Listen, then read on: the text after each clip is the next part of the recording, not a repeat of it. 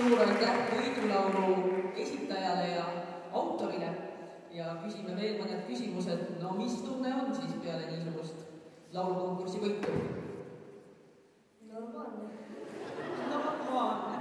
Oled sa varem ka võitnud niisuguseid laulukonkursse või võib-olla mõne muu võistluse? Mõne spordivõistluse või lauluvõistluse? Lauluvõistluse. Ahah, mis võistlus see oli? Kõo valla lauluvõistluse on varem ka võitnud see poiss. Niimoodi. Ja kas sul endal tänasel konkursil siin oli ka oma lemmiklaul? Jah. Mis see oli, kui saladus ei ole? Kell saab 6. Kell saab 6. Mulle meeldis see laul ka väga. Suur aitäh sulle ja suur aitäh kõigile osalejatele ja kõigile juhendajatele, kes sellel konkursil osalesid.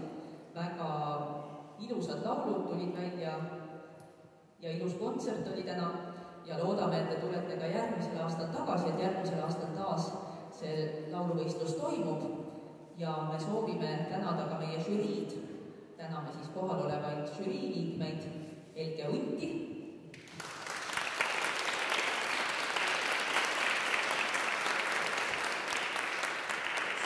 ja Signe Ristisaart.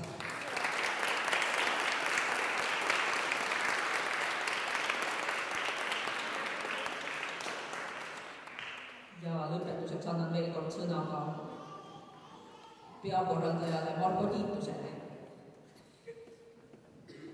Ma tahan lõpetada, kuna see on Franciscuse päevale pühendatud laulukontsert ja me alustasime Franciscuse poeemi või palvega, siis ma tahan lõpetada Püha Franciscuse, kelle vaimus ja meelsuses me siin koos oleme ühe teise palve, tema rahupalvega.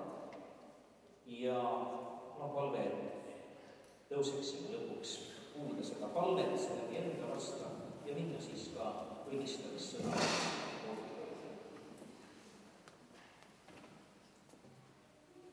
Issand, tee mind oma rahu tööriistaks.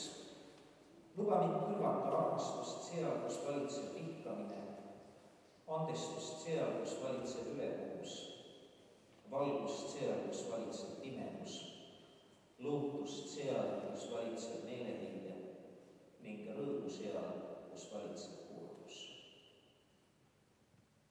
O taevane meister, luba, et ma ei otsiks lohutust, vaid lohutaksin ise. Et ma ei otsiks mõistmist, vaid mõistaksin. Et ma ei soovi